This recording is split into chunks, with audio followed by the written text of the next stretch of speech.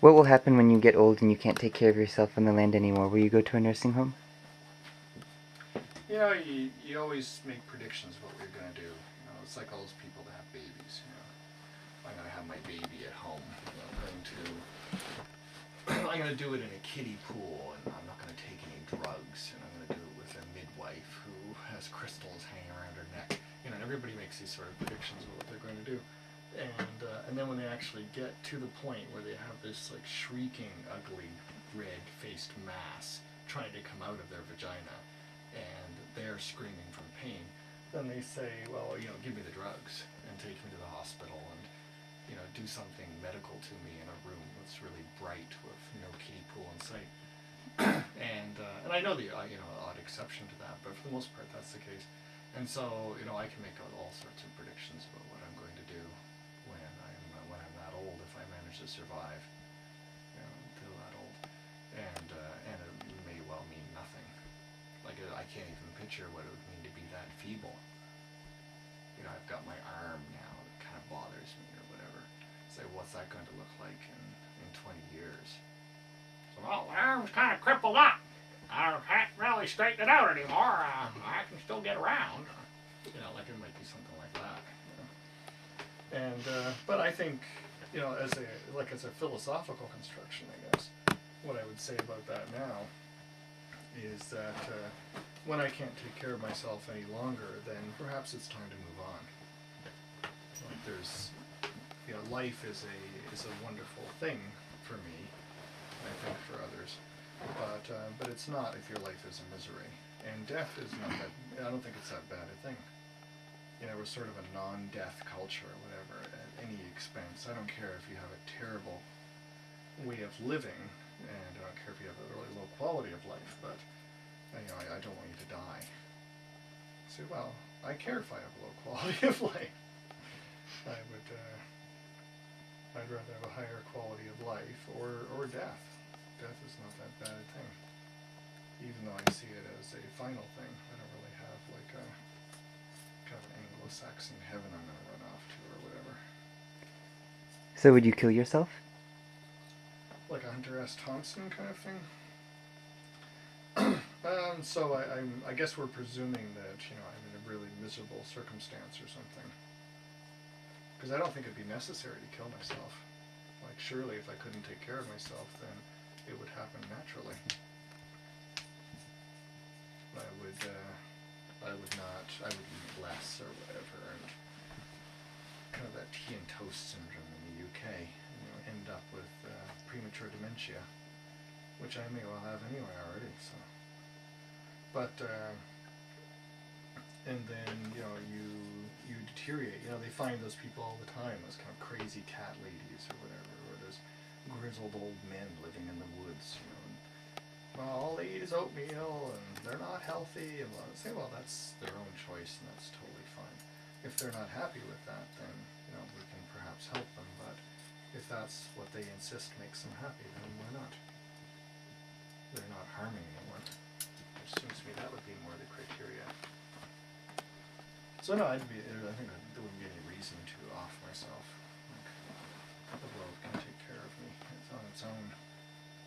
I think the ideal way to go would be to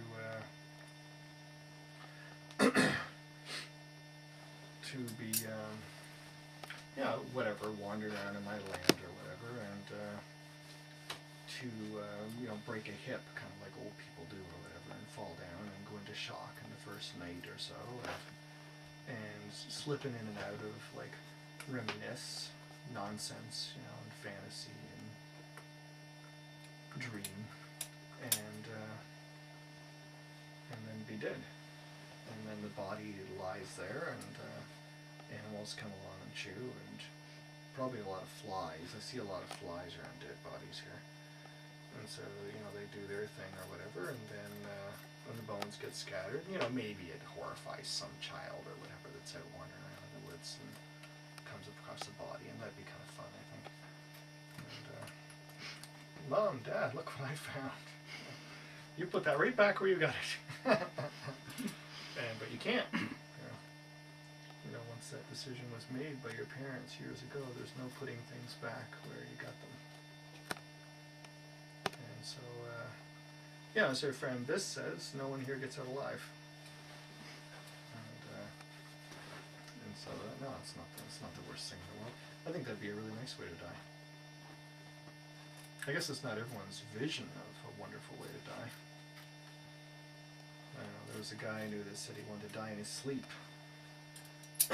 He said he was like in his 50s, early 50s, and he said, I want to die in my sleep. And then he was 55 and he died in his sleep. And his wife said, you know, I don't think he wanted to go that quickly. And I said, well, you got to stop making those sorts of wishes, you know, or at least be a little more specific. It's like talking to a Rumpelstiltskin character. When you talk to the fates, you know. I want to die in my sleep. So, yeah, well, take care of that tonight.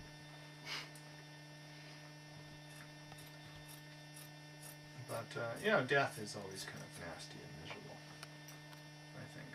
But it doesn't matter what's in the hospital or not. People like the idea of dying around other people, which at this point in my life I don't find strictly necessary. I think that would sort of horrify them. But it might horrify them if they weren't around, too. You know, you never really know what's going to set people off. Like, I just wanted to be there in your last moments. Like, well, I didn't want you there in my last moments. I was dying there.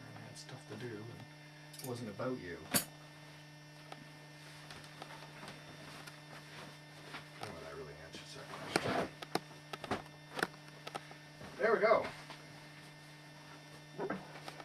That's some room for the knee to flex, and that's a good solid patch. There we go. That's a, you're amazing. Well, that's what people did their whole lives. I was talking to my friend Dennis about this. I was the only one in school that we knew who had patched clothes. And I patched them myself. Which is funny because 100 years ago, 150 years ago, everyone had 2 shifts of clothing that they actually possessed. And so you had your Sunday go to meeting clothes, and then you had your work clothes or whatever, your daily clothes. And now we have what? Like 50 shifts of clothing in our closet? Like, ridiculous. And we throw clothes away in giant bales and ship them overseas where people try to sell them again. That's crazy. Like, how many clothes do we really need?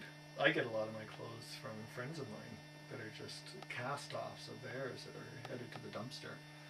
And they get them, a lot of them get their clothes from used places. So they get it from a used place, sent on to me, and then it still has, like, untold wear in it. Like this shirt. It's a largely polyester fabric. It likely will outlast the human species. Aliens will come down and almost everything else will be gone, and they'll find this shirt. And they'll say, that's a fine shirt. You know? Buttons came off, but we'll just sew them back on. And kind of a thread going astray. Aliens wouldn't like that. Well, I guess, you know, like alien technology that could repair a shirt, probably. And maybe they wouldn't. You know, maybe they'd be like us and say, well, I'm just going to throw that shirt away. I'm not even going to bother fixing it up. I'm an alien. I got alien technology. I go between the stars or whatever. Why am I going to bother fixing a shirt? Say, well, you do it because it's disrespectful otherwise.